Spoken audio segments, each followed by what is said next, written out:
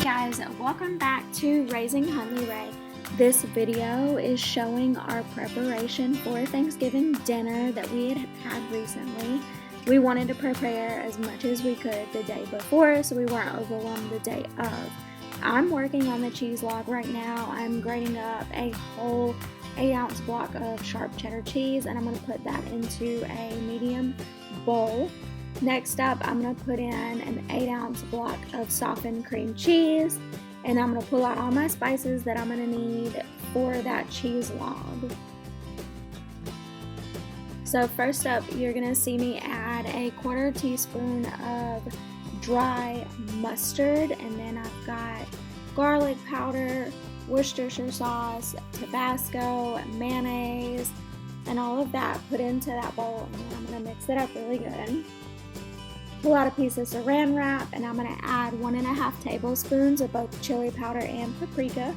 I'm going to form the cheese mixture into a log, and I'm going to coat it in that chili powder and paprika mixture. I'm going to wrap it up and put it in the refrigerator.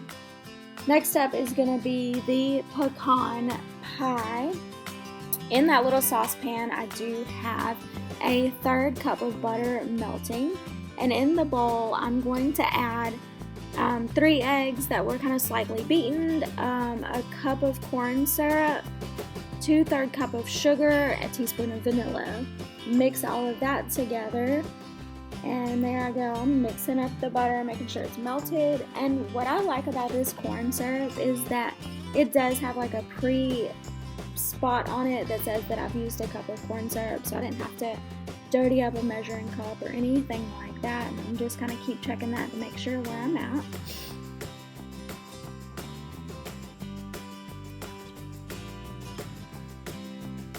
And then I'm going to add the butter to that mixture, making sure I'm doing it slowly and kind of almost tempering it. Then I'm going to add my pecan halves. I do need 1.25 cup of pecan halves. I'm going to add that all to the bag, or to the bowl, and mix it all together.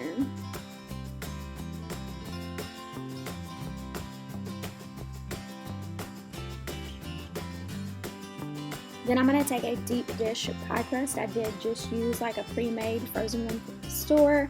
I'm going to add that entire bowl to that crust. A good tip is to put this pie on a pan with parchment paper, aluminum foil, or whatever up there. So in case it does bubble over, it bubbles over on that instead of in your stove. Next up is going to be the fudge pie. Now this was really amazing. In this small saucepan, I do have some butter melting, and I'm going to add, it was supposed to be a cup of chocolate chips. However, I didn't read the recipe thoroughly. I added the whole 1.5 cups, but whatever, it still tasted good. I'm adding 2 teaspoons of vanilla to the mixing bowl. I'm also going to I've got some sugar in there. I'm going to add the chocolate mixture in there. Scrape all of that. I'm going to take my eggs. I'm going to add 2 eggs to this mixture once I get all the chocolate incorporated. And I will tell you, this batter was thick like brownie batter, but it was so delicious. It smelled so good. Next up is going to be a 1/2 cup of all-purpose flour. And it does say to mix the ingredients until there were just kind of no streaks remaining of the powder, or the flour. And so that's just what I did. And then I added just a smidge more of the chocolate chips, because that's what you were supposed to do with the other half, was kind of add it to the batter so that they just were chunked up in there.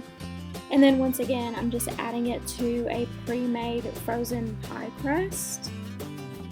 And then this is going to go in the oven along with the pecan pie at 350.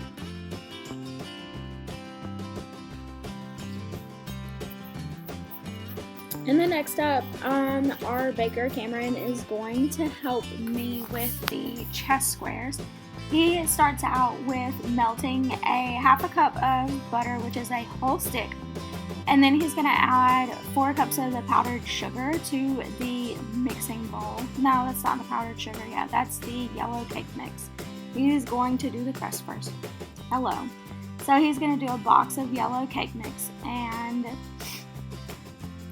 1 egg and the melted butter. And that's going to create like this soft, almost cookie dough textured. And we're going to press it into like the bottom of a 9 by 13 pan. He's going to mix it up really good. And that's just going to form that dough. And you can see it just plopped right out of the bowl, no effort whatsoever. And there he is, he's pressing it in there, and you want to make sure to cover the bottom of the pan.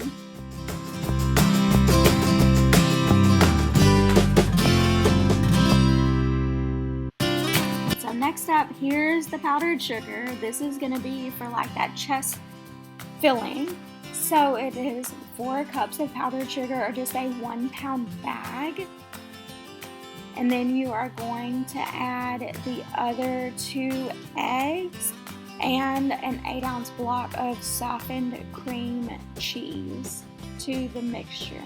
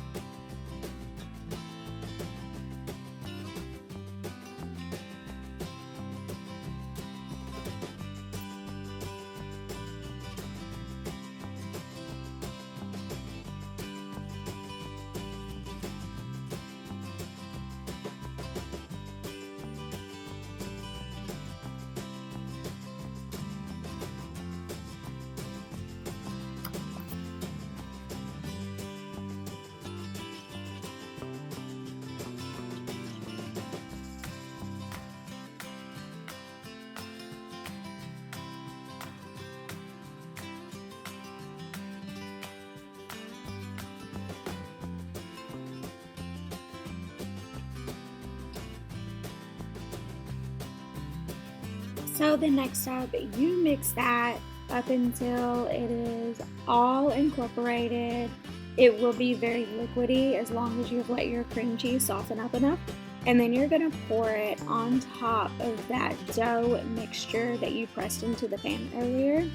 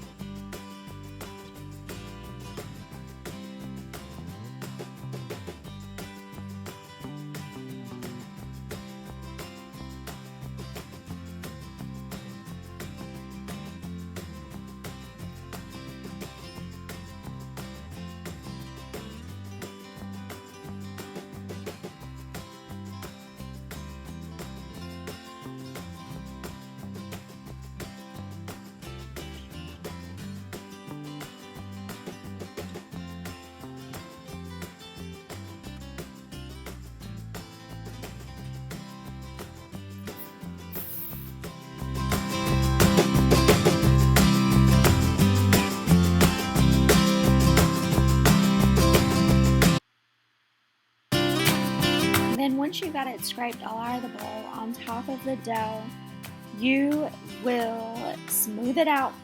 And this actually goes into a 300-degree oven.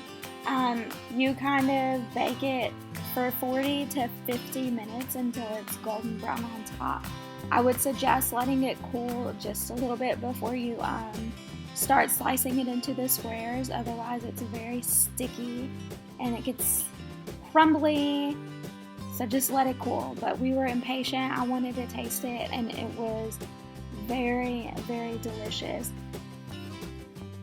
This next clip is going to be the next day. We had our Thanksgiving with our family, and I'm showing you now the fudge pie and the pecan pie. The chest squares were in another container.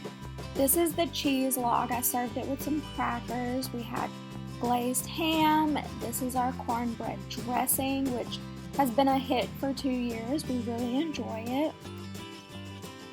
Then the sweet potato casserole, macaroni and cheese, and then deviled eggs, which we did boil the day before.